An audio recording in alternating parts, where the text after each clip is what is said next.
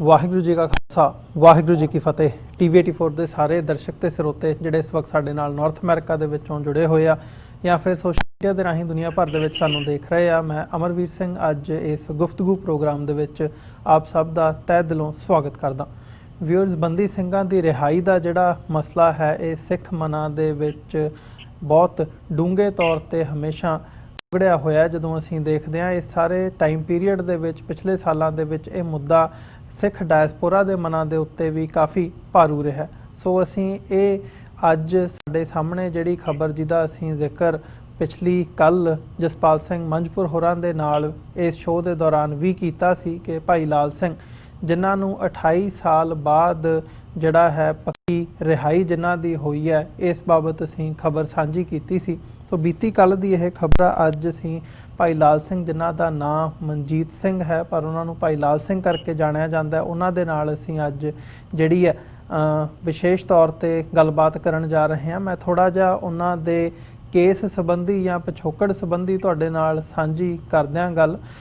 America Canada ਦੇ ਵਿੱਚ ਵੀ ਭਾਈ ਲਾਲ ਸਿੰਘ ਰਹੇ ਨੇ। ਸਿੱਖ ਸੰਘਰਸ਼ ਦੇ ਵਿੱਚ ਉਹਨਾਂ ਦਾ ਅਹਿਮ ਯੋਗਦਾਨ ਰਿਹਾ, ਪਰ ਜਦੋਂ ਅਸੀਂ ਦੇਖਦੇ ਹਾਂ ਕਿ ਪਿੱਛੇ ਜਾ ਕੇ ਸੰਘਰਸ਼ ਦੇ ਵਿੱਚ ਸਿੱਖ ਸੰਘਰਸ਼ ਦੇ ਵਿੱਚ ਅਜੋਕੇ ਸਿੱਖ ਸੰਘਰਸ਼ ਦੇ ਵਿੱਚ ਜਦੋਂ ਉਹਨਾਂ ਨੇ ਹਿੱਸਾ ਪਾਇਆ ਤਾਂ 1992 ਦੇ ਵਿੱਚ ਜਿਹੜੀ ਉਹਨਾਂ ਦੀ ਗ੍ਰਿਫਤਾਰੀ ਹੈ ਉਹ ਗੁਜਰਾਤ ਦੇ ਵਿੱਚ ਹੁੰਦੀ ਹੈ ਤੇ ਉਹ ਤੋਂ ਬਾਅਦ 1997 ਦੇ ਵਿੱਚ ਉਹਨਾਂ ਨੂੰ ਟਾਡਾ ਅਧੀਨ ਮਾਮਲੇ ਦੇ ਵਿੱਚ ਜਿਹੜੀ ਹੈ ਸਜ਼ਾ ਸੁਣਾਈ ਜਾਂਦੀ ਹੈ, ਉਮਰ ਕੈਦ ਹੁੰਦੀ ਹੈ ਤੇ ਉਹ ਤੋਂ ਬਾਅਦ ਉਹ ਉਮਰ ਕੈਦ ਘਟਦੇ ਆ। ਪਰ ਐਕਸੈਪਸ਼ਨ ਇਹ ਰਹਿੰਦੀ ਹੈ ਇਹਨਾਂ ਦੇ ਕੇਸ ਦੇ ਵਿੱਚ ਕਿ ਉਮਰ ਕੈਦ ਜਿਹੜੀ ਆਮ ਤੌਰ ਤੇ 14 ਸਾਲ ਹੀ ਮੰਨੀ ਜਾਂਦੀ ਹੈ ਜਾਂ 14 ਸਾਲ ਬਾਅਦ ਜਿਹੜੀ ਹੈ ਸਜ਼ਾ ਕੰਪਲੀਟ ਹੋਣ ਤੋਂ ਬਾਅਦ ਮੰਨੀ ਜਾਣ ਤੋਂ ਬਾਅਦ ਜਿਹੜੀ ਹੈ ਰਿਹਾਈ ਹੋ ਜਾਂਦੀ ਹੈ। ਸਿੱਖ ਸਿਆਸੀ ਕੈਦੀਆਂ ਦੇ ਵਿੱਚ ਭਾਈ ਲਾਲ ਸਿੰਘ ਦਾ ਨਾਂ ਜੇ ਮੈਂ ਕਹਿਣਾ ਹੋਵੇ ਤਾਂ ਇਹ ਉਸ ਨਾਂ ਦੇ ਉਹਨਾਂ ਨਾਵਾਂ ਦੇ ਵਿੱਚ ਆਉਂਦਾ ਜਿਨ੍ਹਾਂ ਨੂੰ ਛੱਡਿਆ ਹੀ ਨਹੀਂ ਗਿਆ। 28 ਸਾਲ ਬਾਅਦ ਜਿਹੜੀ ਉਹਨਾਂ ਦੀ ਰਿਹਾਈ ਹੈ ਬੀਤੀ ਕੱਲ ਨਾਭਾ ਜੇਲ੍ਹ ਦੇ ਵਿੱਚੋਂ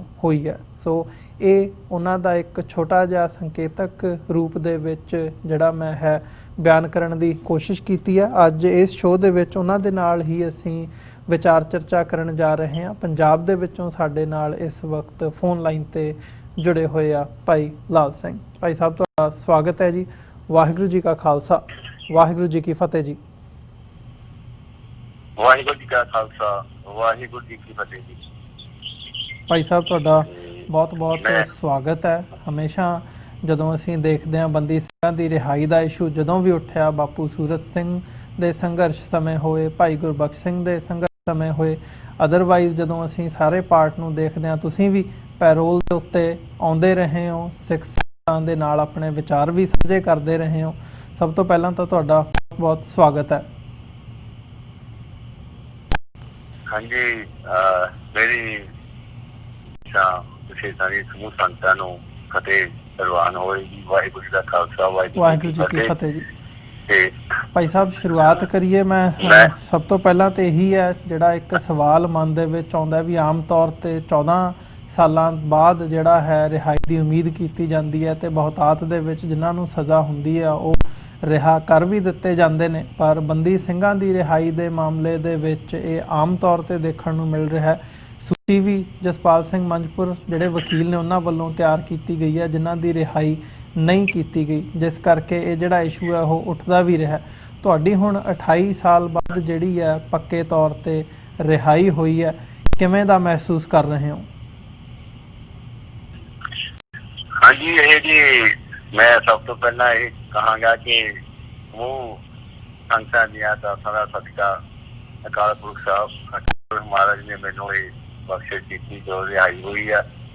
ਸੰਗਤਾਂ ਨੇ ਬਹੁਤ ਹੀ ਯੋਗਦਾਨ ਪਾਇਆ। ਪਹਿਲਾਂ ਭਾਈ ਗੁਰਬਖਸ਼ ਸਿੰਘ ਨਾਲ ਭੁੱਖ ਹੜਤਾਲ ਕੀਤੀ ਗਈ, ਇਹ ਮੁੱਦਾ ਦੁਨੀਆ ਪੱਧਰ ਤੇ ਉੱਠਿਆ ਬੰਦੀ ਸਿੰਘਾਂ ਦੀ ਰਿਹਾਈ ਦਾ। ਬਾਬਾ ਸੂਰਤ ਸਿੰਘ ਜੀ ਹਾਲੇ ਵੀ ਬੈਠੇ ਨੇ, ਬੇਬਰਕਾਰੀ ਮੋਰਚਾ ਵੀ ਲੱਗਾ ਤੇ ਸਮੇਂ ਸਮੇਂ ਤੇ ਪਿਛਲੇ ਕਈ ਸਾਲਾਂ ਤੋਂ ਇਹ ਮੰਗ ਸਿੱਖ ਕੌਮ ਦੀ ਉੱਠਦੀ ਰਹੀ ਆ। ਰਹੀ ਗੱਲ ਵੀ ਮੇਰੇ 2006 ਦੇ ਵਿੱਚ ਜੇਲ੍ਹ ਵਾਲਿਆਂ ਨੇ ਪੇਪਰ ਰਿਹਾਈ ਚ ਭੇਜੇ ਸੀ ਗੁਜਰਾਤ, ਜੋ ਕਿ ਵਾਰ-ਵਾਰ ਰਿਜੈਕਟ ਹੁੰਦੇ ਰਹੇ ਤੇ ਹਾਂਜੀ ਤੇ ਫਿਰ ਅਸੀਂ ਹਾਈ ਕੋਰਟ ਦਾ ਸਹਾਰਾ ਜੀ, ਹਾਈ ਕੋਰਟ ਵੀ ਚੱਲਿਆ ਕਿ ਹਾਈ ਕੋਰਟ ਨੇ ਮੈਨੂੰ 2 ਵਾਰੀ ਪਰਮਾਨੈਂਟ ਪੈਰੋਲ ਦਿੱਤੀ, ਲੇਕਿਨ ਉਹਨੂੰ ਫਿਰ ਗੁਜਰਾਤ ਗਵਰਨਮੈਂਟ ਨੇ ਚੈਲੰਜ ਕੀਤਾ ਜਾ ਕੇ ਸੁਪਰੀਮ ਕੋਰਟ 'ਚ। ਫਿਰ ਮੈਨੂੰ ਸੁਪਰੀਮ ਕੋਰਟ ਵੀ ਜਾਣਾ ਪਿਆ ਤੇ ਸੁਪਰੀਮ ਕੋਰਟ ਨੇ ਵੀ 2016 ਦੇ ਵਿੱਚ ਵੀ ਡਾਇਰੈਕਸ਼ਨ ਦਿੱਤੀ ਸੀ ਕਿ ਵੀ 8 ਹਫ਼ਤੇ ਦੇ ਵਿੱਚ ਇਹਨਾਂ ਦਾ ਫੈਸਲਾ ਕੀਤਾ ਜਾਵੇ, ਲੇਕਿਨ ਫਿਰ ਵੀ 4 ਸਾਲ ਲੱਗ ਗਏ ਜੀ। ਇਹ ਸਹੀ ਹੈ ਕਿ ਹਾਂਜੀ ਮੇਰੇ ਨਾ 302 ਨਾ 307 ਦਾ ਕੋਈ ਪਰਚਾ ਸੀਗਾ, ਲੇਕਿਨ ਆਰਮ ਐਕਟ ਤੇ ਡਾੜਾ ਲੱਗਣ ਕਰਕੇ ਡਾੜਾ ਦੇ ਵਿੱਚ ਫਿਰ ਉਮਰ ਕੈਦ ਹੋਈ ਸੀ ਤੇ ਜੋ ਕਿ 10 ਜਾਂ 14 ਸਾਲ ਤੋਂ ਬਾਅਦ ਆਮ ਰਿਹਾਈ ਹੁੰਦੀ ਰਹੀ ਹੈ ਜੀ। ਪਰ ਨਹੀਂ ਹੋਇਆ ਤੇ ਇਸ ਕਰਕੇ ਉਹ ਹੁਣ 28 ਸਾਲ ਤਕਰੀਬਨ ਬਾਅਦ ਇਹ ਫੈਸਲਾ ਲਿਆ ਗਿਆ। ਇਹ ਫੈਸਲਾ ਸ਼ਾਇਦ ਤੁਹਾਨੂੰ ਪਤਾ ਹੋਣਾ ਵੀ ਪਿਛਲੇ ਸਾਲ ਜਦੋਂ 550ਵਾਂ ਗੁਰਪੁਰਬ ਪਹਿਲੇ ਪਾਤਸ਼ਾਹੀ ਦਾ ਆਇਆ ਸੀਗਾ, ਉਦੋਂ ਸੈਂਟਰ ਗਵਰਨਮੈਂਟ ਨੇ ਜੋ ਬੰਦੀ ਸਿੰਘਾਂ ਦੀ ਰਿਹਾਈ ਲਈ ਨੋਟੀਫਿਕੇਸ਼ਨ ਜਾਰੀ ਕੀਤਾ ਸੀਗਾ, ਉਹਦੇ ਵਿੱਚ ਮੇਰਾ ਨਾਮ ਨਹੀਂ ਸੀਗਾ। 2 ਸਿੰਘ ਉਦੋਂ ਨਲ ਸਿੰਘ ਤੇ ਸ਼ਵੇਕ ਸਿੰਘ ਰਿਹਾ ਹੋ ਗਏ ਸੀਗੇ ਤੇ ਬਾਕੀ ਦੇ ਕੁਝ ਪਹਿਲਾਂ ਹੀ ਆ ਚੁੱਕੇ ਸੀ ਤੇ ਸਾਡੇ 3 ਨਾਂ ਸੀਗੇ। ਇੱਕ ਮੇਰਾ ਸੀ, ਦਲਜੀਤ ਸਿੰਘ ਖੇੜਾ ਤੇ ਇੱਕ ਪ੍ਰੋਫੈਸਰ ਭੁੱਲਰ ਹੋਣੀ ਸੀਗੇ ਤੇ ਕਿਸੇ ਵਜ੍ਹਾ ਕਾਰਨ ਪ੍ਰੋਫੈਸਰ ਹੋਣਾ ਦੀ ਜੇਲ੍ਹ ਲੈ ਲਈ ਗਈ ਬੱਚੇ ਵੱਲੋਂ ਤੇ ਜਿਹੜਾ ਦੇ ਕਾਗਜ਼ ਹੋਏ ਉਹਦੇ ਤੇ ਜਿਹੜਾ ਮੇਰੇ ਕਾਗਜ਼ਾਤ ਤੇ ਉਹ ਹੁਣ ਤਕਰੀਬਨ ਕਲੀਅਰ ਹੋਇਆ ਜਾ ਪਹਿਲੇ ਪਾਤਸ਼ਾਹ ਦੇ ਗੁਰਪੁਰਬ ਤੇ ਜੋ ਸੈਂਟਰ ਗਵਰਨਮੈਂਟ ਭਾਜਪਾ ਜੀ ਨੇ ਉੱਥੋਂ ਆਪਣਾ ਕੀਤਾ ਸੀ, ਐਲਾਨ ਕੀਤਾ ਸੀ, ਉਹਦੇ ਤਹਿਤ ਹੀ ਇਹ ਕਾਰਵਾਈ ਇਹ ਕਾਗਜ਼ ਚੱਲਿਆ। ਉਹਨੇ ਪੰਜਾਬ ਗਵਰਨਮੈਂਟ ਤੋਂ ਸਾਰਾ ਪੱਤਰ ਨਕਸ਼ਾ ਮੰਗਿਆ ਸੀ ਜੋ ਇੱਕ ਪ੍ਰੋਸੀਜਰ ਆ ਤੇ ਇਹਨਾਂ ਨੇ ਮੇਰਾ ਕੇਸ ਬਣਾ ਕੇ ਭੇਜਿਆ ਸੀਗਾ ਤੇ ਉਹ ਫਿਰ ਹੁਣ ਪਾਸ ਹੋਇਆ ਜੀ।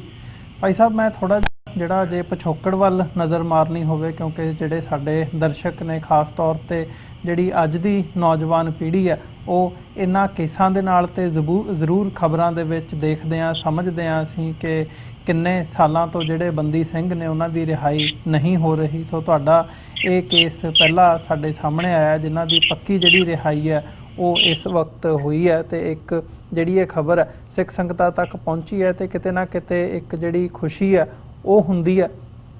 ਪਰ ਨਾਲ ਮੈਂ ਇਹ ਵੀ ਜਾਣਨਾ ਚਾਹੂੰਗਾ ਤੁਹਾਡਾ ਜਿਹੜਾ ਸੰਘਰਸ਼ ਦੇ ਵਿੱਚ ਯੋਗਦਾਨ ਸੀ ਉਸ ਬਾਬਤ ਤੁਹਾਡੇ ਵਿਚਾਰ। ਤੁਸੀਂ ਅਮਰੀਕਾ ਤੇ ਕੈਨੇਡਾ ਦੇ ਵਿੱਚ ਵੀ ਰਹੇ ਹੋ, ਇੱਥੋਂ ਕਿੰਨਾ ਹਾਲਾਤਾਂ ਦੇ ਵਿੱਚ ਤੁਸੀਂ ਵਾਪਸ ਗਏ ਤੇ ਫਿਰ 1992 ਦੇ ਵਿੱਚ ਜਿਹੜੀ ਗੁਜਰਾਤ ਦੇ ਵਿੱਚ ਤੁਹਾਡੀ ਗ੍ਰਿਫਤਾਰੀ ਹੁੰਦੀ ਹੈ ਉਹ ਕਿੰਨਾ ਹਾਲਾਤਾਂ ਦੇ ਵਿੱਚ ਹੁੰਦੀ ਹੈ?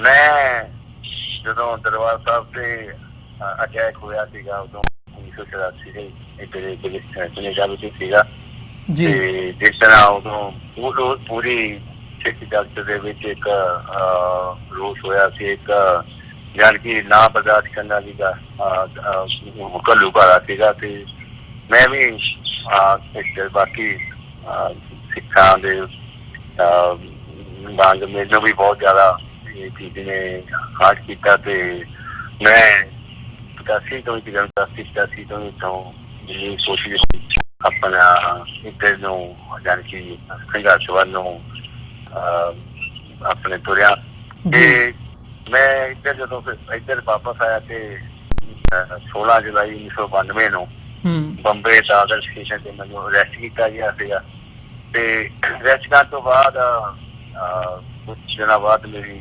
ਗੁਜਰਾਤ ਕੁਝ ਹਥਿਆਰਾਂ ਦੀ ਜੋ ਰਿਕਵਰੀ ਹੋਈ ਸੀ ਉਹ ਕੇਸ ਵਿੱਚ ਮੈਨੂੰ ਪਾਇਆ ਗਿਆ ਤੇ ਉਹ ਕੇਸ ਵਿੱਚ ਫਿਰ ਗੁਜਰਾਤ ਅਹਿਮਦਾਬਾਦ ਚੱਲਿਆ। 1997 ਨੂੰ ਮੈਨੂੰ ਫਿਰ ਕੋਰਟ ਨੇ ਜੋ ਉਮਰ ਕੈਦ ਦੀ ਸਜ਼ਾ ਸੁਣਾਈ ਤੇ ਬਹੁਤ ਕੋਸ਼ਿਸ਼ਾਂ ਤੇ ਬਾਅਦ 1999 ਚ ਅਖੀਰ ਵਿੱਚ ਮੇਰੀ ਪੰਜਾਬ ਜੇਲ੍ਹ ਟ੍ਰਾਂਸਫਰ ਹੋਈ ਹੈ ਜੀ ਤੇ ਮੈਂ ਜਲੰਧਰ ਆਇਆ।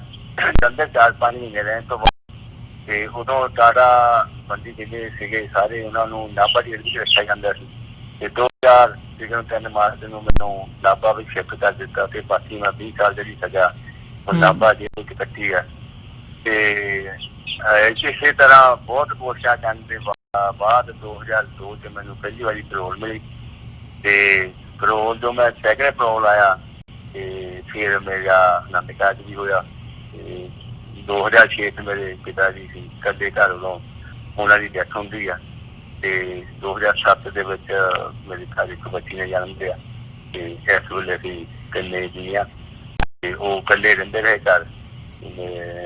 ਬਸ ਇਹ ਜਾਣ ਕਿ ਮੋਟਾ ਜੋ ਹੈਗਾ ਪਿਛੋਕੜ ਸੀਗਾ ਤੇ ਉਦੋਂ ਤੋਂ ਮੈਂ ਲਗਾਤਾਰ ਪਰੋਲ ਆਉਂਦਾ ਰਿਹਾ। ਮੈਂ 2002 ਤੋਂ ਬਾਅਦ ਤੇ ਤਕਰੀਬਨ ਸਾਲ 'ਚ 2 ਵਾਰੀ ਪਰੋਲ ਮਿਲਦੀ ਸੀਗੀ। ਤੇ ਬਾਕੀ ਜਿਹੜੀ ਕੇਸ ਦੀ ਰਿਹਾਈ ਦੀ ਗੱਲ ਮੈਂ ਤੁਹਾਨੂੰ ਦੱਸ ਚੁੱਕਾ ਵੀ ਅਸੀਂ 2006 ਤੋਂ ਹੀ ਟਿਕੇ ਹੋਏ ਇਸ ਪਾਸੇ ਲੱਗੇ ਹੋਏ ਆ ਤੇ ਹਰ ਪੀਰੀਅਡ ਚੱਲਦਾ ਰਿਹਾ।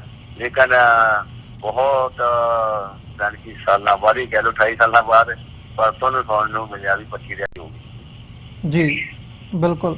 ਪਰ ਇੱਦਾਂ ਕਿਵੇਂ ਮਹਿਸੂਸ ਕਿਵੇਂ ਕਰਦੇ ਹੋ ਤੁਸੀਂ ਜਦੋਂ ਆਮ ਤੌਰ 'ਤੇ ਇਹ ਗੱਲ ਹੁੰਦੀ ਹੈ ਵੀ ਜੀ ਰਿਹਾਈ 10 ਤੋਂ 14 ਸਾਲ ਬਾਅਦ ਹੋ ਜਾਂਦੀ ਹੈ ਤੇ ਇੱਥੋਂ ਤੱਕ ਜਦੋਂ ਸਰਕਾਰੀ ਤੌਰ 'ਤੇ ਦੇਖਦੇ ਹਾਂ ਤੇ ਜਦੋਂ ਪੁਲਿਸ ਵਾਲਿਆਂ ਦਾ ਮਾਮਲਾ ਆਉਂਦਾ ਉਹਨਾਂ ਦੇ ਉੱਤੇ ਕੇਸ ਚੱਲਦੇ ਨੇ, ਉਹਨਾਂ ਨੂੰ ਸਜ਼ਾ ਹੁੰਦੀ ਹੈ, ਤਾਂ ਪਿਛਲੇ ਸਮੇਂ ਦੇ ਵਿੱਚ ਇਹ ਵੀ ਦੇਖਣ ਨੂੰ ਆਇਆ ਵੀ ਸਰਕਾਰ ਵੱਲੋਂ 2-2 4-4 ਸਾਲ ਬਾਅਦ ਹੀ ਨੂੰ ਜਿਹੜੀ ਹੈ ਛੱਡ ਦਿੱਤਾ ਜਾਂਦਾ ਹੈ, ਰਿਹਾਈ ਉਹਨਾਂ ਦੀ ਕਰ ਦਿੱਤੀ ਜਾਂਦੀ ਹੈ। ਪਰ ਜਦੋਂ ਸਿੱਖਾਂ ਦੀ ਗੱਲ ਆਉਂਦੀ ਹੈ, ਇੱਕ ਮਾਈਨੋਰਿਟੀ ਹੋਣ ਦੇ ਨਾਤੇ, ਘੱਟ ਗਿਣਤੀ ਹੋਣ ਦੇ ਨਾਤੇ ਜਿਹੜੇ ਹਾਲਾਤ ਨੇ ਉਹ ਕੰਪਲੀਟਲੀ ਡਿਫਰੈਂਟ ਨਜ਼ਰ ਆਉਂਦੇ ਨੇ ਤੇ ਰਿਹਾਈ ਤੁਹਾਡੀ 28 ਸਾਲ ਬਾਅਦ ਹੁੰਦੀ ਹੈ। ਦੂਜੇ ਪਾਸੇ ਜਿਹੜੇ ਅਸੀਂ ਵੱਡ ਗਿਣਤੀ ਵੱਲ ਨਜ਼ਰ ਮਾਰਦੇ ਹਾਂ ਉੱਥੇ ਵੀ ਕਾਨੂੰਨ ਦਾ ਜਿਹੜਾ ਮਾਪਦੰਡ ਹੈ ਉਹ ਹੋਰ ਹੁੰਦਾ ਤੇ ਪੁਲਿਸ ਵਾਲਿਆਂ ਦੇ ਕੇਸਾਂ ਦੇ ਵਿੱਚ ਵੀ।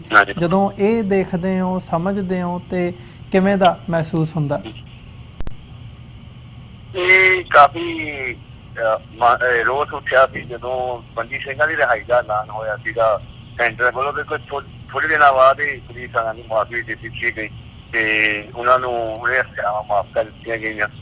ਲੇਕਿਨ ਇਹ ਹੁਣ ਸਰਕਾਰੀ ਵੀ ਇੱਕ ਪੱਖਪਾਤ ਹੈਗਾ ਜਿਹੜਾ ਕਿ ਹਮੇਸ਼ਾ ਆਪਾਂ ਨੂੰ ਸਿੱਖਾਂ ਨੂੰ ਫੇਸ ਕਰਨਾ ਪਿਆ। ਤੇ ਹੁਣ ਵੀ ਦੇਖ ਲਓ ਤੁਸੀਂ ਜਿੰਨੇ ਨਾਂ ਡਿਕਲੇਅਰ ਕੀਤੇ ਸੀ ਬੰਦੀ ਸਿੰਘਾਂ ਦੇ ਉਹਨਾਂ ਵਿੱਚੋਂ ਮੇਰੀ ਹਾਲੇ ਰਿਹਾਈ ਹੋਈ ਆ। ਬਾਕੀ ਹੁਣ ਪਰ ਮੈਂ ਦੱਸ ਚੁੱਕਾ ਵੀ ਹਾਲੇ ਡਾਕੂਮੈਂਟਸ ਜਿਹੜੇ ਉਹਨਾਂ ਦੇ ਇੱਕ ਤਕਰੀਬਨ ਕਿਹੜੇ ਜਿਹੇ ਨਾਂ ਗਏ ਆ ਤੇ ਬਾਕੀ ਹਾਲੇ ਹੁਣ 3 ਸਿੰਘ ਪਟਿਆਲਾ ਜੇਲ੍ਹ ਦੇ ਵਿੱਚ ਲਖਵੀਰ ਸਿੰਘ, ਸ਼ਮਸ਼ੇਰ ਸਿੰਘ ਤੇ ਗੁਰਵੀਰ ਸਿੰਘ ਆ ਤੇ 2 ਆਪਣੇ ਸਿੰਘ ਪਾਕਿਸਤਾਨ ਦੇ ਜੈ ਸਿੰਘ ਲਾਹੌਰੀਆ ਤੇ ਹਮੇਸ਼ ਸਿੰਘ ਭਾਪਾ ਤੇ 2 ਹੀ ਨੇ ਆਪਣੇ ਅੰਮ੍ਰਿਤਸਰ ਸਾਹਿਬ ਨੇ ਆਪਣੇ ਭੁੱਲਰ ਸਾਹਿਬ ਤੇ ਗੁਰਵੀਰ ਸਿੰਘ ਖੇੜਾ ਜਿਹਨਾਂ ਦੀਆਂ ਸਜ਼ਾਵਾਂ ਖਤਮ ਹੋ ਚੁੱਕੀਆਂ ਹਨ। ਤੇ ਹੁਣ ਜਿੱਦਾਂ ਜੀ ਪੁਲਿਸ ਵਾਲਿਆਂ ਨੂੰ ਮਾਫੀ ਦਿੱਤੀ ਗਈ ਆ, ਉਹਨਾਂ ਦੀਆਂ ਸਜ਼ਾਵਾਂ ਹੀ ਬਹੁਤ ਘੱਟ ਨੇ ਤੇ ਇਹ ਜਿਹੜੇ ਬੰਦੀ ਸਿੰਘ ਨੇ ਹੁਣ ਇਹਨਾਂ ਦੇ 25-26 ਸਾਲ ਤੋਂ ਉੱਪਰ ਹੋ ਚੱਲਿਆ ਤੇ ਇਹਨਾਂ ਦੀ ਰਿਹਾਈ ਹੋਣੀ ਵੀ ਲਾਜ਼ਮੀ ਹੈ, ਜ਼ਰੂਰੀ ਆ ਜੀ। ਤੇ ਮੈਂ ਤਾਂ ਜਦੋਂ ਵੀ ਜਦੋਂ ਗੱਲ ਚੱਲਦੀ ਆ ਮੈਂ ਤਾਂ ਹਰੇਕ ਨੂੰ ਹੀ ਬੇਨਤੀ ਕੀਤੀ ਆ, ਬਾਹਰੀਆਂ ਜਥੇਬੰਦੀਆਂ ਨੂੰ ਵੀ, ਪੰਥਕ ਸ਼ਖਸੀਅਤਾਂ ਜਾਂ ਇੱਧਰ ਸਿਆਸੀ ਪਾਰਟੀਆਂ ਜੋ ਵੀ ਹੈਗਾ ਜਦੋਂ ਕੋਈ ਮੁੱਦਾ ਇਹ ਰਿਹਾਈਆਂ ਦਾ ਗਰਮ ਹੁੰਦਾ ਉਦੋਂ ਅਸੀਂ ਜ਼ਰੂਰ ਸਹਿਮਤੀ ਜੀ ਪ੍ਰਗਟ ਕਰਦੇ ਹਾਂ, ਇੰਟਰਵਿਊ ਜੋ ਵੀ ਸਭ ਕੁਝ ਚੱਲਦਾ। ਲੇਕਿਨ ਬਾਅਦ ਵਿੱਚ ਕੋਈ ਇਹਨੂੰ ਉੱਥੇ ਛੱਡ ਕੇ ਅਸੀਂ ਜਿੱਦਾਂ ਹੁਣ ਭੁੱਖ ਹੜਤਾਲ ਚੱਲੀ ਸੀਗੀ ਤਾਂ ਬਰਗਾੜੀ ਮੋਰਚਾ ਵੀ ਚੱਲਿਆ ਵੀ ਬਾਬਾ ਸੂਰ ਸਾਹਿਬ ਵੀ ਬੈਠੇ ਨੇ, ਉਦੋਂ ਤਾਂ ਅਸੀਂ ਬਹੁਤ ਸਰਗਰਮ ਹੁੰਦੇ ਹਾਂ। ਕੋਈ ਬਾਅਦ ਦੇ ਵਿੱਚ ਉਹਦਾ ਕੋਈ ਹੱਲ ਨਹੀਂ ਕਰਦੇ, ਕੋਈ ਇੱਕ ਸਾਂਝਾ ਪੈਨਲ ਬਣੇ, ਕੋਈ ਏਦਾਂ ਜਿਹੜਾ ਕਿ ਗੱਲਬਾਤ ਕਰੀਏ ਜੀ। ਗੱਲਬਾਤ ਕੀਤੀਆਂ ਹੀ ਤਾਂ ਆਪਣੀ ਗੱਲਬਾਤ ਕਰਦੇ ਆ। ਕੋਈ ਜਿਹੜਾ ਕਾਨੂੰਨੀ ਪਾਰਟੀ ਦੀ ਆ ਜਿਹੜੀ ਹਾਈ ਕੋਰਟ ਦੇ ਵਿੱਚ ਉਹ ਸਾਨੂੰ ਕਰਨੀ ਚਾਹੀਦੀ, ਸੁਪਰੀਮ ਕੋਰਟ ਹੈਗੀ ਆ ਜਿੱਦਾਂ ਹੁਣ ਭੁੱਲਰ ਸਾਹਿਬ ਹੋਣਾ ਚਾਹੀਦਾ ਉੱਥੇ ਆਪਣੇ ਰਾਜੋਂ ਸਭ ਕਈ ਆਪਣੇ ਸੁਪਰੀਮ ਕੋਰਟ ਚੱਲਦੀ ਆ। ਲੇਕਿਨ ਕਰੋਨਾ ਕਰਕੇ ਉੱਥੇ ਹੁਣ ਸਭ ਕੁਝ ਬੰਦ ਆ, ਉਹਨੇ ਡਾਕੂਮੈਂਟਸ ਤਾਂ ਰੁਕੇ ਹੋਏ ਨੇ ਹੱਥ ਤੇ ਇਸ ਕਰਕੇ ਬਹੁਤ ਸੀਰੀਅਸ ਆਪਣੇ ਹੈਗਾ ਜੀ ਮੁੱਦਾ ਹੈਗਾ ਆ। ਇਹ ਮੈਨੂੰ ਨਹੀਂ ਲੱਗਦਾ ਕਿ ਤੁਸੀਂ ਦੇਖੇ ਜਾਂ ਮੈਂ 28 ਸਾਲ ਤੋਂ ਬਾਅਦ ਇੱਕ ਕੇਸ ਮੇਰਾ ਕਲੀਅਰ ਹੁੰਦਾ ਆ ਤੇ ਕਿੱਦਾਂ ਹੋਊਗਾ ਇਹ। ਤੇ ਇਹ ਸਾਰਾ ਕੌਮ ਨੂੰ ਸੋਚਣਾ ਵਿਚਾਰਨਾ ਪੈਣਾ ਹੈ, ਬਹੁਤ ਇਕੱਠੇ ਹੋ ਕੇ ਤੇ ਇੱਕ ਗੱਲਬਾਤ ਦਾ ਪੈਨਲ ਬਣਾਉਣਾ ਪੈਣਾ ਜਿਹੜਾ ਕਿ ਗੱਲਬਾਤ ਨੂੰ ਕਰੇ ਇਹਨਾਂ ਦੀਆਂ ਰਿਹਾਈਆਂ ਚ ਰਹੀਆਂ ਜਾਣ। ਜੀ ਬਿਲਕੁਲ, ਜਿਹੜਾ ਤੁਸੀਂ ਇਹ ਨੁਕਤਾ ਲੈ ਕੇ ਆਂਦਾ ਸਾਹਮਣੇ ਕਿ ਇੱਕ ਵਾਰੀ ਜਦੋਂ ਭਾਵੁਕਤਾ ਦਾ ਮਾਹੌਲ ਹੁੰਦਾ ਉਦੋਂ ਜ਼ਰੂਰ ਜਿਹੜੀ ਹੈ ਖਬਰਾਂ ਦੇ ਵਿੱਚ ਵੀ ਮਸਲੇ ਉੱਠਦੇ ਨੇ, ਲੋਕ ਆਵਾਜ਼ ਵੀ ਉਠਾਉਂਦੇ ਆ, ਪਰ ਬਾਅਦ ਦੇ ਵਿੱਚ ਗੱਲ ਉੱਥੇ ਦੀ ਉੱਥੇ ਰਹਿ ਜਾਂਦੀ ਹੈ। ਕੋਈ ਫੋਲੋ ਅਪ ਨਹੀਂ ਹੁੰਦਾ, ਸੰਜੀਦਗੀ ਦੇ ਨਾਲ ਜਿਹੜਾ ਯਤਨ ਹੈ ਗਰਾਊਂਡ ਲੈਵਲ ਤੇ ਉਹ ਨਹੀਂ ਹੁੰਦਾ। ਪਰ ਇੱਕ ਬੰਦੀ ਸਿੰਘ ਹੋਣ ਦੇ ਨਾਤੇ ਕਿਵੇਂ ਦੇਖਦੇ ਹੋ ਜਦੋਂ ਇੰਨੇ ਸਾਲਾਂ ਬਾਅਦ ਤੁਹਾਡੀ ਹੁਣ ਰਿਹਾਈ ਹੋਈ ਹੈ, ਯਤਨ ਵੀ ਹੁੰਦੇ ਰਹੇ ਆ, ਜਥੇਬੰਦੀਆਂ ਵੀ ਇਨਵੋਲਵ ਹੁੰਦੀਆਂ ਨੇ, ਸ਼੍ਰੋਮਣੀ ਗੁਰਦੁਆਰਾ ਪ੍ਰਬੰਧਕ ਕਮੇਟੀ ਦੀ ਬਿਆਨਬਾਜ਼ੀ ਹੁੰਦੀ ਹੈ, ਇਹ ਸਾਰੇ ਪਾਰਟ ਦੇ ਵਿੱਚ ਕਈ ਵਾਰ ਇਹ ਸਵਾਲ ਵੀ ਉੱਠਦੇ ਆ ਵੀ ਉਹਨਾਂ ਪਰਿਵਾਰਾਂ ਤੱਕ ਜਿਨ੍ਹਾਂ ਨੇ ਕੌਮ ਦੇ ਲੇਖੇ ਆਪਣੀ ਜ਼ਿੰਦਗੀ ਲਾਈ ਹੈ, ਤੁਸੀਂ ਉਹਨਾਂ ਦੇ ਵਿੱਚ ਸ਼ਾਮਲ ਹੋ ਤੇ ਨਾ ਉਹਨਾਂ ਦੀ ਪਰਿਵਾਰਾਂ ਦੀ ਸਾਰ ਲਈ ਜਾਂਦੀ ਹੈ, ਨਾ ਕੋਈ ਉਹਨਾਂ ਨੂੰ ਬਾਅਦ ਦੇ ਵਿੱਚ ਪੁੱਛਦਾ ਹੈ। ਸੋ ਇਹ ਜਦੋਂ ਸਵਾਲ ਹੁੰਦਾ ਹੈ ਤਾਂ ਇੱਥੇ ਸ਼੍ਰੋਮਣੀ ਗੁਰਦੁਆਰਾ ਪ੍ਰਬੰਧਕ ਕਮੇਟੀ ਦਾ ਰੋਲ, ਸਿੱਖ ਜਥੇਬੰਦੀਆਂ ਦਾ ਰੋਲ, ਤੁਸੀਂ ਆਪਣੇ ਕੇਸ ਦੇ ਵਿੱਚ ਕਿਵੇਂ ਇਸ ਦਾ ਮੁਲਾਂਕਣ ਕਰਦੇ ਹੋ? ਬਹੁਤ ਕੁਝ ਫੇਸ ਕਰਨਾ ਪਿਆ ਜੀ। ਗੱਲ ਤੁਹਾਡੀ ਹੈਗੀ ਆ ਬਈ, ਇਹਦੇ ਵਿੱਚ ਕੋਈ ਦੋ ਰਾਹ ਨਹੀਂ। ਕਈ ਵਾਰੀ ਜਿੱਦਾਂ ਦੇ ਹਾਲਾਤ, ਜਦੋਂ ਮੈਂ ਅਰੈਸਟ ਹੋਇਆ ਉਦੋਂ ਹਾਲਾਤ ਹੀ ਇੱਦਾਂ ਦੇ ਸੀਗੇ ਬਈ ਬਹੁਤ ਮੁਸ਼ਕਿਲਾਂ ਦਾ ਸਾਹਮਣਾ ਕਰਨਾ ਪਿਆ। ਇੱਕ ਤਾਂ ਦੂਸਰੀ ਸਟੇਟ ਸੀਗੀ ਤੇ ਇੱਕ ਪੰਜਾਬ ਦਾ ਮਾਹੌਲ ਹੀ ਇੱਦਾਂ ਦਾ ਸੀਗਾ ਵੀ ਹਰ ਕੋਈ ਡਰਦਾ ਸੀ ਤੇ ਘਰਦਿਆਂ ਨੇ ਜਿੰਨਾ ਵੀ ਹੋ ਸਕਿਆ ਇਸ ਨੂੰ ਆਪਣੇ ਲੜਿਆ ਜੀ। ਲੇਕਿਨ ਮੈਂ ਇਹ ਕਹਾਂਗਾ ਵੀ ਜਦੋਂ ਵੀ ਬਾਹਰ ਬਹੁਤ ਦੇਸ਼ਾਂ ਵਿਦੇਸ਼ਾਂ ਦੀਆਂ ਸੰਗਤਾਂ ਨੇ, ਜਥੇਬੰਦੀਆਂ ਨੇ, ਪੰਥਕ ਸ਼ਖਸੀਅਤਾਂ ਨੇ ਬਹੁਤ ਸਹਿਯੋਗ ਦਿੱਤਾ। ਮੈਂ ਇਹ ਨਹੀਂ ਕਹੂੰਗਾ ਵੀ ਨਹੀਂ ਕਿਸੇ ਦੀ ਮਦਦ ਹੁੰਦੀ ਆ ਕਰਦੇ, ਜਿੰਨਾ ਵੀ ਕਰ ਸਕੇ ਉਹ ਸੰਗਤਾਂ ਨੇ, ਬਾਦੀਆਂ ਨੇ, ਜਥੇਬੰਦੀਆਂ ਨੇ ਇਹ ਰੋਲ ਨਿਭਾਇਆ ਤੇ ਬਹੁਤ ਜ਼ਿਆਦਾ ਨਹੀਂ ਸਾਰੀ ਜਿੱਥੋਂ ਹੀ ਜ਼ਰੂਰ ਪਤਾ ਲੱਗਦਾ ਰਿਹਾ ਉਹਨਾਂ ਨੇ ਆਪਣੀ ਕੋਸ਼ਿਸ਼ ਕੀਤੀ ਹੈ ਜੀ, ਕੀਤੀ ਹੈ ਸਾਰਿਆਂ ਦੀ। ਤੇ ਫਿਰ ਵੀ ਕਿਤੇ ਨਾ ਕਿਤੇ ਯਾਨੀ ਕਿ ਜੇ ਇੱਕ ਕੋਈ ਸਾਂਝਾ ਏਦਾਂ ਚੀਜ਼ ਬਣੇ ਕਿ ਹਰ ਇੱਕ ਨੂੰ ਤੱਕ ਪਹੁੰਚ ਕਰਦਾ, ਹਰ ਪਰਿਵਾਰ ਤੱਕ। ਤੇ ਬਹੁਤ ਪਰਿਵਾਰ ਹੈਗੇ ਨੇ ਸਾਡੇ, ਯਾਨੀ ਕਿ ਬਹੁਤ ਕੁਛ ਹੈਗਾ ਜਿੱਥੇ ਤੱਕ ਸਾਡੀ ਪਹੁੰਚ ਨਹੀਂ ਹੋਈ ਤੇ ਉਹਨਾਂ ਨੂੰ ਬਹੁਤ ਮੁਸ਼ਕਲਾਂ ਦਾ ਸਾਹਮਣਾ ਕਰਨਾ ਪਿਆ। ਘਰਾਂ ਦੇ ਘਰ ਯਾਨੀ ਕਿ ਪਤਾ ਨਹੀਂ ਲੱਗਾ ਕਿੱਥੇ ਗਏ। ਤੇ ਇਹ ਹੈ ਗੱਲ ਆਈ ਆ। ਲੇਕਿਨ ਕੁਛ ਸਮੇਂ ਤੋਂ, ਪਿਛਲੇ ਸਮੇਂ ਤੋਂ ਕੁਛ ਜਥੇਬੰਦੀਆਂ ਬਾਹਰ ਜਿਹੜੀਆਂ ਕਾਫੀ ਇਸ ਚੀਜ਼ ਤੇ ਧਿਆਨ ਦੇ ਰਹੀਆਂ, ਉਹ ਇਸ ਚੀਜ਼ ਨੂੰ ਆਪਣੇ ਪਰਿਵਾਰਾਂ ਨੂੰ ਵੀ ਤੇ ਚੀਜ਼ਾਂ ਨੂੰ ਵੀ ਕਾਨੂੰਨੀ ਆਪਣੀ ਜੇਲ੍ਹ ਸਹਾਇਤਾ ਦੇਣ ਦੀ ਕੋਸ਼ਿਸ਼ ਕਰ ਰਹੇ ਆ ਜੀ। ਤੇ ਹੁਣ ਕਾਫੀ ਸੰਭਾਲ ਹੋ ਰਹੀ ਹੈ, ਲੇਕਿਨ ਪਹਿਲਾਂ ਕਾਫੀ ਮੁਸ਼ਕਲਾਂ ਦਾ ਸਾਹਮਣਾ ਕਰਨਾ ਪਿਆ। ਪਰ ਮੈਂ ਆਪਣੇ ਸਮੂਹ ਜਥੇਬੰਦੀਆਂ ਦਾ, ਬਾਹਰਲੀਆਂ ਦਾ ਤੇ ਸੰਗਤਾਂ ਦਾ ਬਹੁਤ ਬਹੁਤ ਬਹੁਤ ਰਹਿਣੀ ਆ। ਇਹਨਾਂ ਨੇ ਬਹੁਤ ਜਿੱਥੇ ਜਦੋਂ ਵੀ ਲੋੜ ਪਈ ਤੇ ਜੋ ਵੀ ਇਹ ਕਰ ਸਕਦੀ ਸੀ ਇਹਨਾਂ ਨੇ ਰਿਹਾਈ ਕਰਾਉਣ ਦੇ ਵਿੱਚ ਵੀ ਤੇ ਕੇਸਾਂ ਦੀ ਵੀ ਕੀਤੀ, ਆਪਣੀ ਦੇਖਭਾਲ ਕੀਤੀ, ਜਿੰਨੀ ਵੀ ਕਰ ਸਕਦੇ ਸੀ ਕੀਤੀ ਹੈ। ਇਹਦੇ ਵਿੱਚ ਪਰਸਨਲ ਤੌਰ ਤੇ ਜਿਹੜਾ ਸਮਾਂ ਤੁਹਾਡਾ ਅੰਦਰ ਲੰਘਿਆ, 28 ਸਾਲ ਸੌਖੇ ਨਹੀਂ ਹੁੰਦੇ, ਇਹ ਕਹਿਣ ਦੀ ਗੱਲ ਹੁੰਦੀ ਹੈ, ਪਰ ਜੇ ਜ਼ਿੰਦਗੀ ਦੇ ਬੰਦੇ ਦੇ 28 ਸਾਲ ਦੇਖੇ ਜਾਣ ਤੇ ਉਹ ਐਂ ਬਣ ਜਾਂਦਾ ਵੀ ਬੰਦਾ ਜਦੋਂ ਜੇਲ੍ਹ ਦੇ ਵਿੱਚ ਗਿਆ ਤੇ 28 ਸਾਲ ਬਾਅਦ ਜਦੋਂ ਬਾਹਰ ਆਇਆ ਤੇ ਕੰਪਲੀਟਲੀ ਬਦਲ ਚੁੱਕਿਆ ਹੁੰਦਾ ਸਾਰਾ ਕੁਝ। ਜ਼ਿੰਦਗੀ ਦਾ ਇੱਕ ਬਹੁਤ ਅਹਿਮ ਤੇ ਵੱਡਾ ਹਿੱਸਾ ਜਿਹੜਾ ਹੈ ਉਹ ਅੰਦਰ ਲੰਘਿਆ। ਸੋ ਅੰਦਰ ਜਿਹੜੇ ਹਾਲਾਤ ਸੀ ਉਹਨਾਂ ਬਾਬਤ ਵੀ ਮੈਂ ਜ਼ਰੂਰ ਤੁਹਾਡਾ ਜਾਣਨਾ ਚਾਹੂੰਗਾ, ਤੁਹਾਡਾ ਐਕਸਪੀਰੀਅੰਸ, ਕਿਉਂਕਿ ਕਈ ਤਰ੍ਹਾਂ ਦੇ ਸਵਾਲ ਬਾਹਰ ਉੱਠਦੇ ਹੁੰਦੇ ਆ ਵੀ ਅੰਦਰ ਇੱਦਾਂ ਹੁੰਦਾ, ਪੁਲਿਸ ਵਾਲਿਆਂ ਦਾ ਵਰਤਾਰਾ ਐਵੇਂ ਹੁੰਦਾ, ਜਿੱਥੇ ਰੱਖਿਆ ਜਾਂਦਾ ਉੱਥੇ ਦੇ ਹਾਲਾਤ ਕਿਵੇਂ ਦੇ ਹੁੰਦੇ ਆ, ਉਸ ਬਾਬਤ ਜੇ ਤੁਸੀਂ ਦੱਸ ਸਕੋ। ਜਿਹੜੀਆਂ ਜੇਲ੍ਹਾਂ ਦਾ ਸਿਸਟਮ ਆ, ਜਿੱਦਾਂ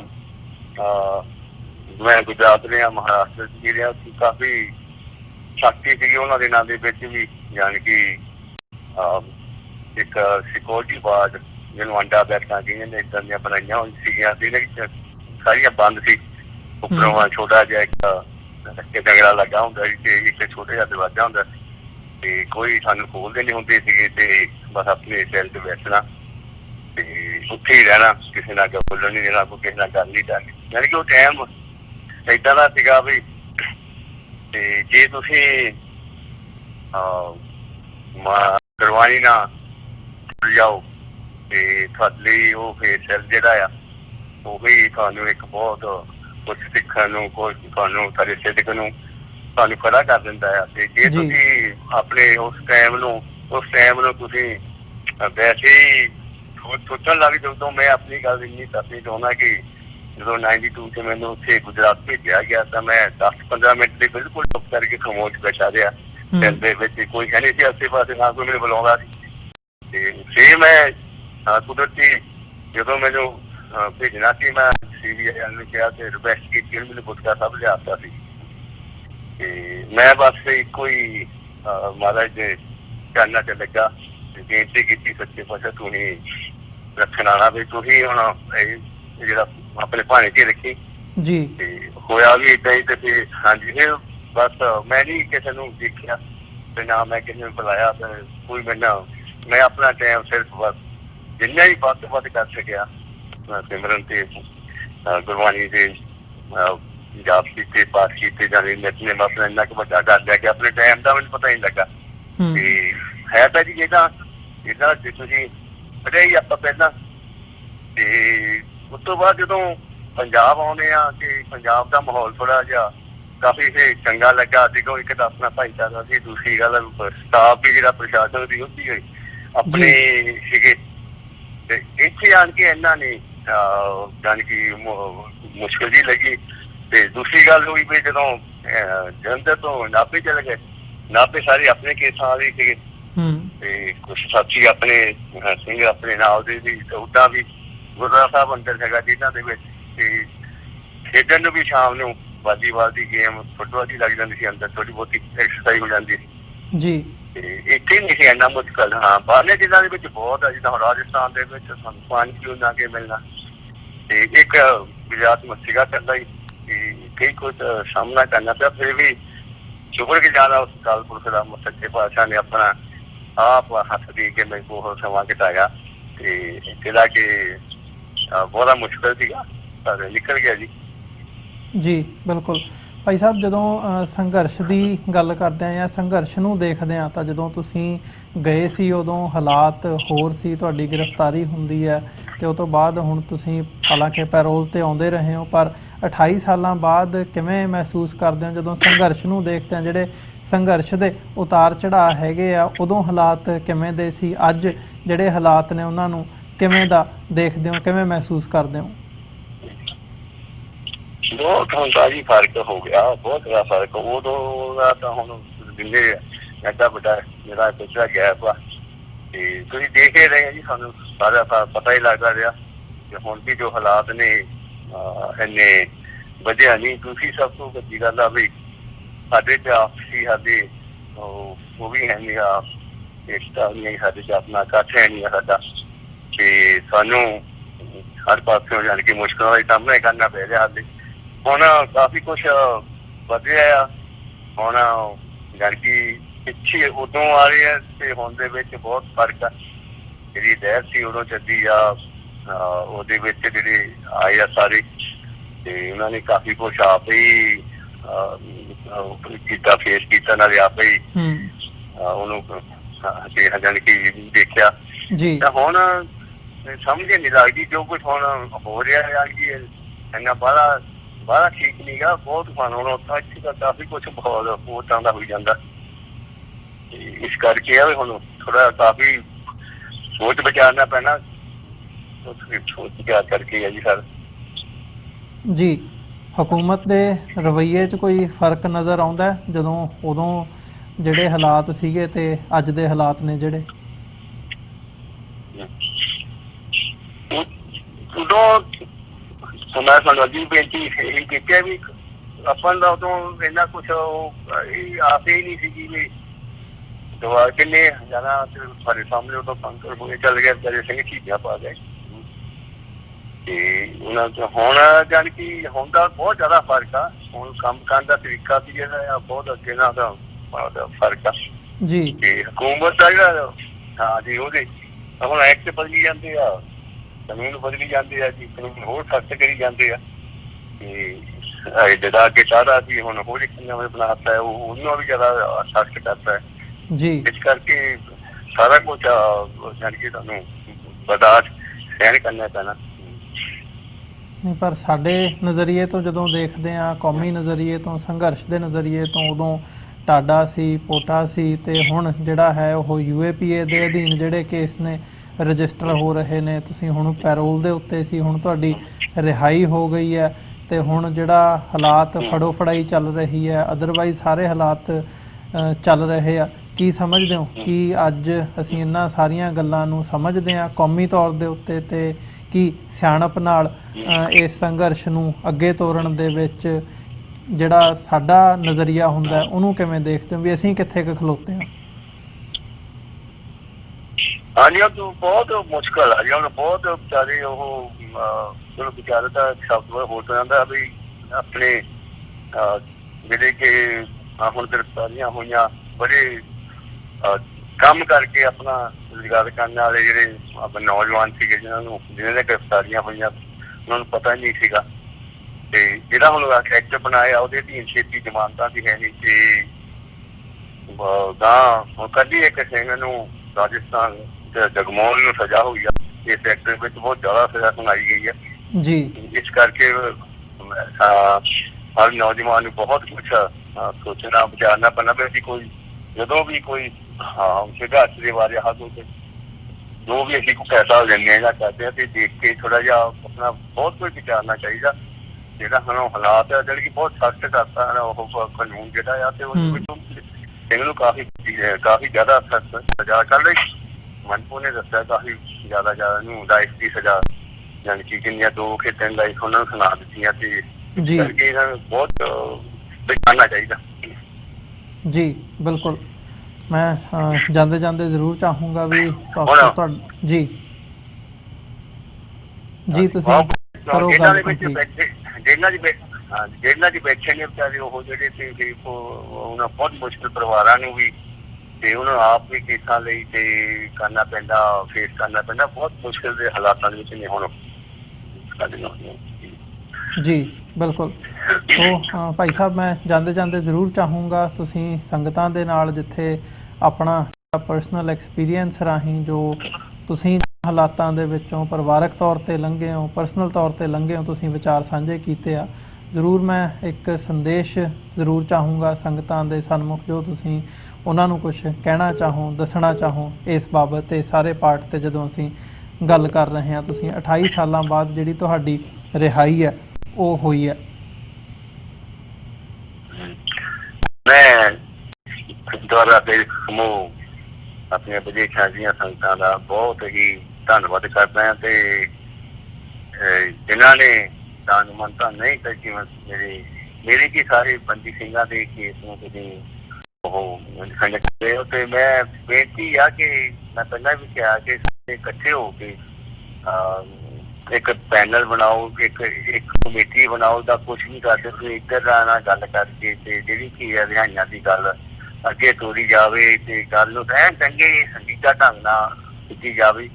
ਤੇ ਜੇ ਕਦੇ ਨਹੀਂ ਕਰਾਂਗੇ ਤਾਂ ਅਸੀਂ ਅਖਬਾਰਾਂ 'ਚ ਬਿਆਨ ਦੇ ਕੇ ਜਾਂ ਟੀਵੀਆਂ ਤੇ ਬੋਲ ਕੇ ਡਿਬੇਟਾਂ ਕਰੀ ਜਾਂਦੇ ਆ। ਡਿਬੇਟ ਇੱਕ ਦੂਜੇ ਨੂੰ ਕਈ ਵਾਰੀ ਗੁੱਛੇ ਗਿੱਲੇ ਕਰਕੇ ਉਸ ਕੇ ਚੱਲ ਜਾਈਦਾ ਆ ਤੇ ਕਦੇ ਕਿਸੇ ਪਾਰਟੀ ਕਿਸੇ ਦੂਸਰੇ ਨੂੰ ਕਹੀ ਜਾਂਦੇ ਆ।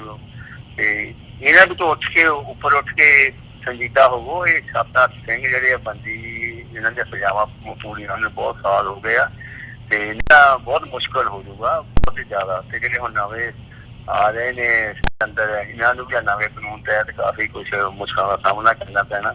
ਤੇ ਸੰਗਤਾਂ ਦਾ ਧੰਨਵਾਦ ਕਰਦਾ ਹੈ। ਮੈਂ ਇਹੀ ਬੇਨਤੀ ਕਰੂੰਗਾ ਵੀ ਜ਼ਰੂਰ ਵਿਚਾਰੋ, ਸਾਰੇ ਇਕੱਠੇ ਹੋ ਕੇ ਇੱਕ ਕਮੇਟੀ ਬਣਾ ਕੇ ਇਹਨਾਂ ਕੇਸਾਂ ਨੂੰ ਸਸਪੈਂਡ ਕਰੋ ਤੇ ਲੜੋ ਇਹਨਾਂ ਨੂੰ ਤੇ ਗੱਲਬਾਤ ਚਲਾਓ ਤੇ ਗੱਲ ਕਰੋ ਤੇ ਉਹਨਾਂ ਉਹ ਕੁਛ ਕਰੀਏ ਜਿਹਦੇ ਨਾਲ ਘੱਟੋ ਘੱਟ ਇਹ ਆਪਣੇ ਜਿਹੜੇ ਆ ਇੰਨੇ ਸਾਲਾਂ ਤੋਂ ਅੰਦਰ ਬੈਠੇ ਉਹ ਬਾਹਰ ਆ ਸਕਣ।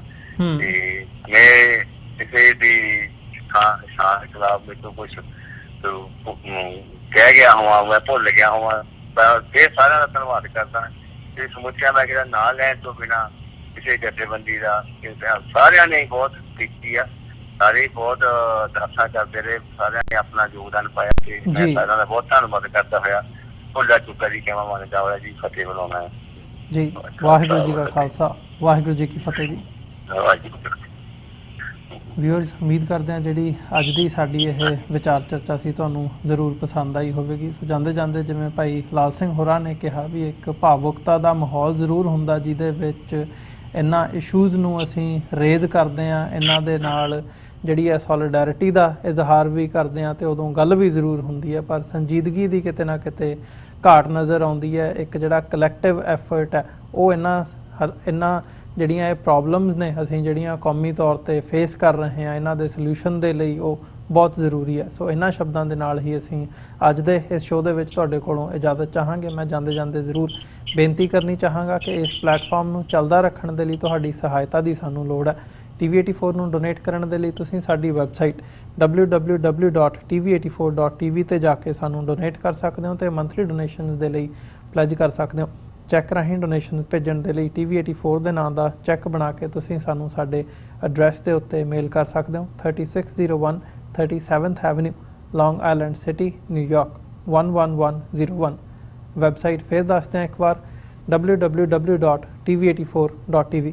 ਇਸੇ ਦੇ ਨਾਲ ਵਿਊਅਰਸ ਅੱਜ ਦੇ ਇਸ ਪ੍ਰੋਗਰਾਮ ਦੇ ਵਿੱਚ ਇੱਥੇ ਹੀ ਇਜਾਜ਼ਤ ਚਾਹਾਂਗੇ। ਦੁਬਾਰਾ ਫਿਰ ਕੱਲ ਨੂੰ ਤੁਹਾਡੇ ਨਾਲ ਮੁਲਾਕਾਤ ਹੋਵੇਗੀ। ਇਜਾਜ਼ਤ ਦਿਓ ਜੀ। ਵਾਹਿਗੁਰੂ ਜੀ ਕਾ ਖਾਲਸਾ, ਵਾਹਿਗੁਰੂ ਜੀ ਕੀ ਫਤਿਹ।